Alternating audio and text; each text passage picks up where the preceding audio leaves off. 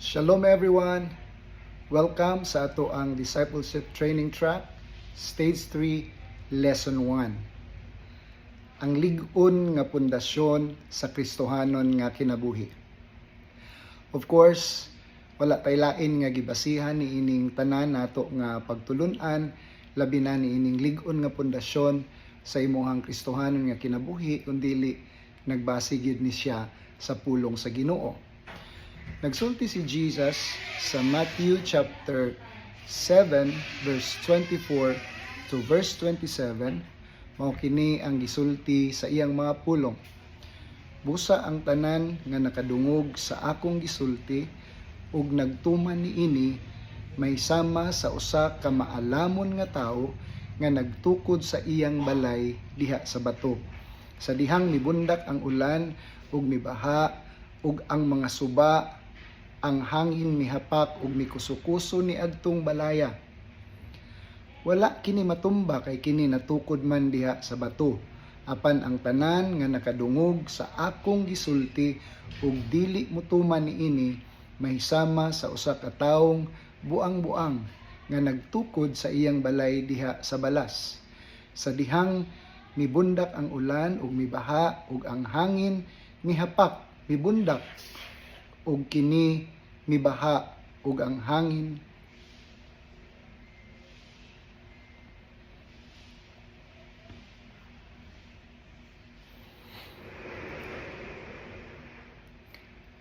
Shalom everyone. Shalom everyone. Shalom. Welcome sa ato ang Discipleship Training Track, Stage 3, Lesson 1. Ang lig-on nga pundasyon sa Kristohanong kinabuhi. Of course, wala kitay lain nga basihanan niini, mao gyud ang pulong sa Ginoo, labi na sa atong pulong sa ato ang Ginoong Hesus. In Matthew chapter 7 verse 24 to verse 27, mao kini ang ato ang basihanan niining mao nga pagtulunan nga ato ang tun-an karong taknaa. Busa ang tanan nga nakadungog sa akong gisulti ug nagtuman niini mahisama sa usa ka maalamong tawo nga nagtukod sa iyang balay diha sa bato. Sa dihang mibundak ang ulan ug mibaha, ang mga suba ug ang hangin mihapak ug mikusukuso ni adtong balaya, wala kini matumba kay natukod man kini diha sa bato. Apan ang tanan nga nakadungog sa akong gisulti ug dili motuman niini mahisama sa usa ka tawong buang-buang nga nagtukod sa iyang balay diha sa balas. Sa dihang mibundak ang ulan ug mibaha ug ang hangin mihapak ug mikusukuso ni adtong balaya, natumba kini ug nagunob. So sa ato ang introduction, by the way, ang mga pulong ni Jesus naa ni siya gitawag og context or naa siya gibasihan aron ato gyud nga mas masabtan. Ang context niini didto sa dapit sa Israel, didto sa dapit diin mao kani ang nahimong hinungdan nga mao kani ang hugot ni Jesus para mahisgutan niya kini mao nga pagtulunan. Let's start with the Philistines area or ang Palestina or ang Palestine. Kini nga dapit puno kini siya sa kabukiran ug kabungturan. Okay? Unya dili lang pod ang Palestine kundi napoy dapit nga gitawag og Jordan. Or actually ang meaning sa word nga Jordan is downflow. So pinaagi niini mas masabtan nato kung unsa gyud ang buot pasabot ni Jesus. So kini nga mao nga mga lugar, labi na ang Palestine, batuon siya, kabukiran daghag bato, mo na nga sayon ra ang pagpangita og lig-on nga pundasyon tungod sa mga dagko nga mga bato. Pero ang Jordan, mao kini siya ang dapit nga downflow o agianan sa tubig. Labi na kung kusog kaayo ang ulan, kusog pod ang baha.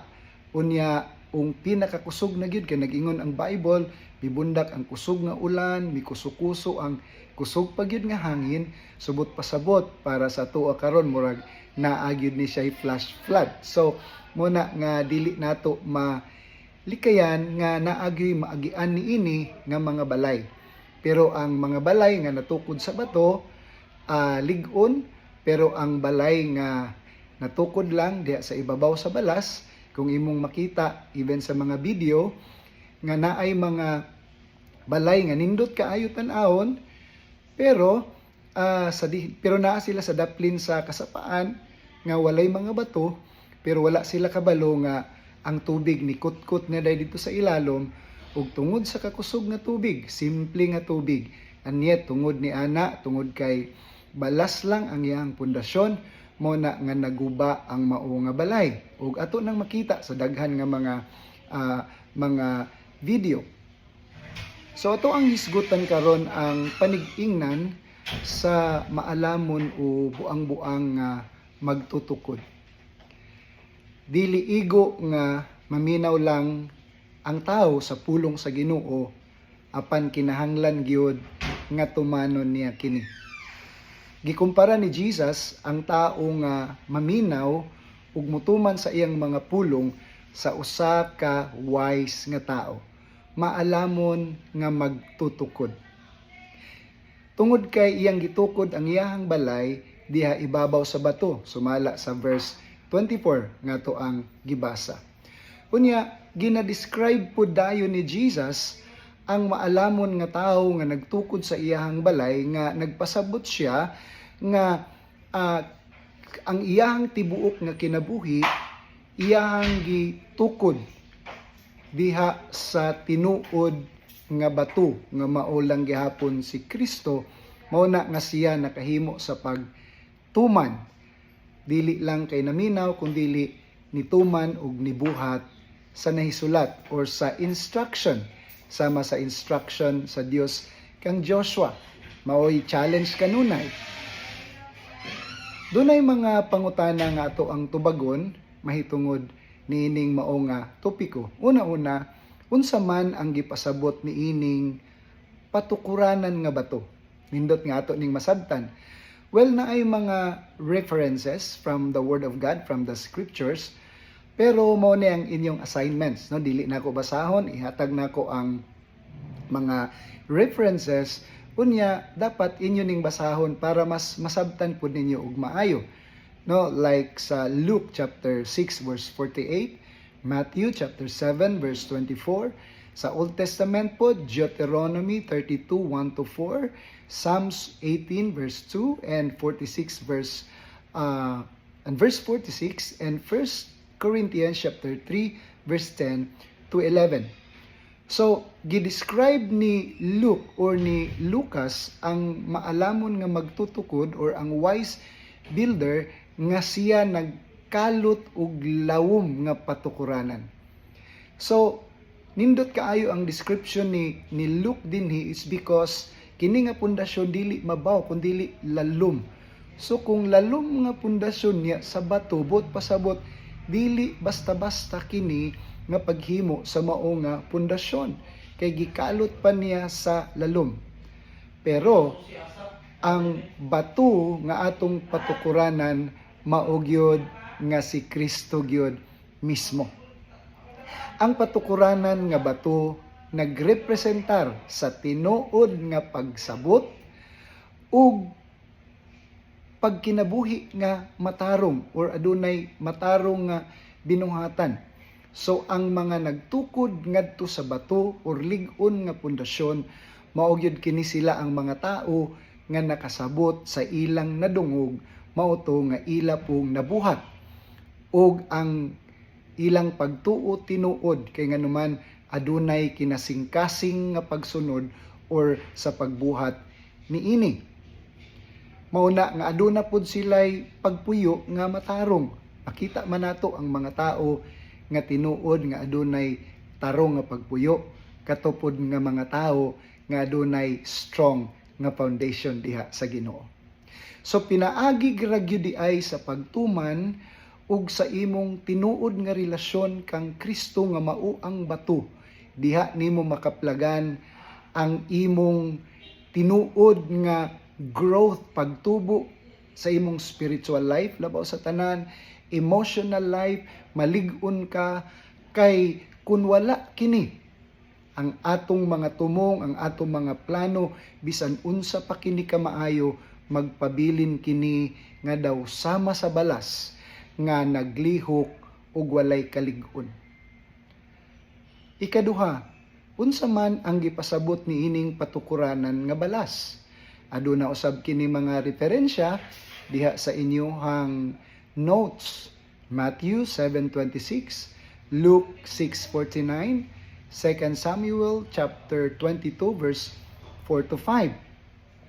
Ang maong patukuranan nga balas nagrepresentar kini sa pagsalig sa kaugalingon ug sa mga butang niining kalibutana. Kini mao ang pagpuyo nga walay tinuod nga pagtuo or pagtuo nga walay tinuod nga patukuranan. Mao na nga maglisod sila sa pagtuman, kay ang nakasabot sa tinuod nga pagtuo mubuhat pod sa iyahang gituohan. Nag-ingon si James, faith without work is dead. So, kumbaga wala gihapoy silbi kana nga pagtuo bisag nakadungog ka sa kamatuoran apan wala nimo mabuhat. Mao na pud ang mga tawo nga walay tinuod nga relasyon sa Ginoo. Ang tao nga nagtukod sa iyang balay diha sa balas, mao pud ang simbolo sa usa ka tawo nga mamati lang sa pulong sa Ginoo pero wala gyud in taon makatuman niini. Busa sa diha nga moabot na gani ang unos sa kinabuhi, but pasabot moabot ang problema, balatian, tentasyon, trouble sa kinabuhi, ang iyang kinabuhi mahugno dayon, kay nganuman wala kini kalig-on, kay huyang ang patukuranan. So ang patukuranan nga balas ug ang pagkahugno dayon sa mao nga balay sa imong kinabuhi tungod kay humok kaayo ang pundasyon. Apan kung si Kristo nga tinuod nga bato, nag-ingon ng Bible, siya ang ato ang cornerstone. Kung dito naka-anchor ang atong pundasyon, lig-on gyud ka igsoon. Ang kinaiya sa tao mo ni ang realidad.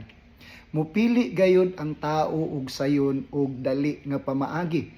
Mo na karon daghang kahig mga instant coffee, instant noodle, basta daghan ang mga instant nga gusto sa mga tao. Apan mao lagi sa diha nga moabot ang baha, ang unos nga nagrepresentar sa mga balatian, labi na tungod kay puro instant ang atong gikaon, imbis nga mulig-on ang atong lawas, nahuyang na hinuon, dali ra kaayo madutlan og sakit. So ang patukuranan nga balas nagrepresentar usab sa walay sulod nga pagpili. Kumbaga taphaw nga pagpili or taphaw nga pagtuo. Kini usa ka panagway nga ang usa ka tawo nagsalig lamang sa iyang relihiyon. Unya kasagaran nga mga relihiyon tinukod ra pod sa tao. Pinaagi ra pod sa iyahang human knowledge or tawhanon nga kahibalo dili gyud gikan sa Ginoo. Ang balas usab naglarawan sa nagabalhin-balhin or maduha-duhaon o walay kasiguruhan nga pagbati. Sama sa buang-buang nga tao, nagabuhat lamang siya base sa iyang emosyon ug dili pinaagi sa tinuod nga pagtuo. So mao kana nga dunay mga butang nga makita nato sa tao nga murag maayo. Pero unsay giingon sa pulong sa Ginoo, there is a way that seems good for a man, but the end thereof is destruction. Kana tungod kay gwapo lang sa panglabas, pero ang sulod hugaw. Mao kana nga huyang. So it is doomed for destruction kung huyang ang imuhang pundasyon. Ang pinaka best example niini mao ang mga Parisiyo. Nagtukod sa ilang paglaom sa panglabas nga anyo. Pinaagi lang sa posisyon, pinaagi sa pribilehiyo kasi mga great privileged people man ang mga Parisiyo during sa ilahang time. So dunay pride ug tungod niini hinuon nahilayo sila ug ang ilang hunahuna diha sa Ginoo. Gani sila pa ang nagpapatay kang Kristo nga mauunta ang ilang tinuod nga bato sa kaluwasan. Number 3, unsa man ang gipasabot sa mga magtutukod. Naapod ni mga referensya sa Matthew 7:24 and 26, Luke 6:47 to 49, Psalms 111 verse 10, and James 3:13 to 17. So, sa maong kahimtang, no ang panig-ingnan sa maalamon ug ang buang-buang nga magtutukod, gisaysay ni Kristo sa duha ka klase nga mga magtutukod. Of course, ang maalamon ug ang buang-buang. Kay nganuman aron ipakita sa Ginoo kung giunsa ang pagtukod sa balay. Well, ang duha ka balay tan-awon nga nindot pareha sa itong makita karon. Dunay nindot nga mga balay atong tan-awon, pero wala nagbasi ang kalig-on ni ana sa kanindot kung dili nagbasi sa iyahang pundasyon. Okay, ang mailhanan nimo nga lig-on kana nga pundasyon kung kana napundar sa lig-on usab nga sama sa mga bato. Apan lahi kaayo ang pagtan-aw, labi na og makabalo ka nga mutan-aw sa building, kay nga naman mailhan nimo ni pag-abot sa hangin, pag-abot sa ulan, pag-abot sa bagyo nga nagrepresentar sa mga pagsulay. So sa ilang pagtukod pareho nga nindot pod ang materyales, nagapaningkamot pod sila sa ilang pag-build niadto nga house ug pareho nga mibarog ug murag lig-on ug hapsay, pero kabaluta nga naagi kalahian sama nimo ug sama sa uban nga walay pakialam sa pulong sa Ginoo. Dagan ang higayon nga ang mga tao nga kung imong tan-awon maayo, apan wala sila'y tinuod nga relasyon sa Ginoo. Mao kana sila ang mga tao nga daw nagtukod sa maayo ug maalamon nga kinabuhi.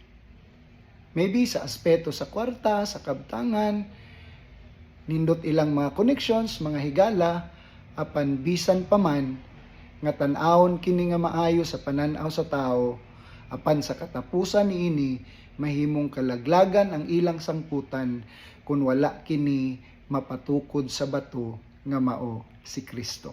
Salamat sa Ginoo sa imong kinabuhi. Number 4, unsa man ang gipasabot sa ulan, sa baha ug sa hangin. Same ang mga references nga imong basahon, Matthew 7:25 and 27, 2 Samuel 22 verse 5, Ezekiel 13 verse 8 to 16, and James 1:12 to 18. Kini nagrepresentar sa mga baha, bagyo sa kinabuhi, nga mao kini makadaot. Bisan pa man sa mga balay nga nindot ug lig-on tan-awon, pero maguba gayud kini kung wala kini mapundar sa lig-on nga patukuranan.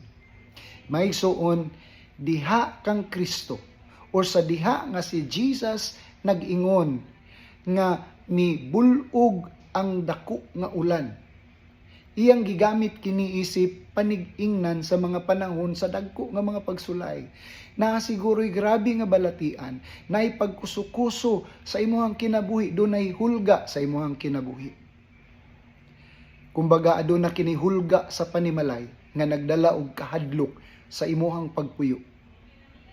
Ang mga baha misaka na sama sa Jordan sa panahon nga gipatabok ang Israel sa Jordan River, mao kato ang panahon nga tingbaha.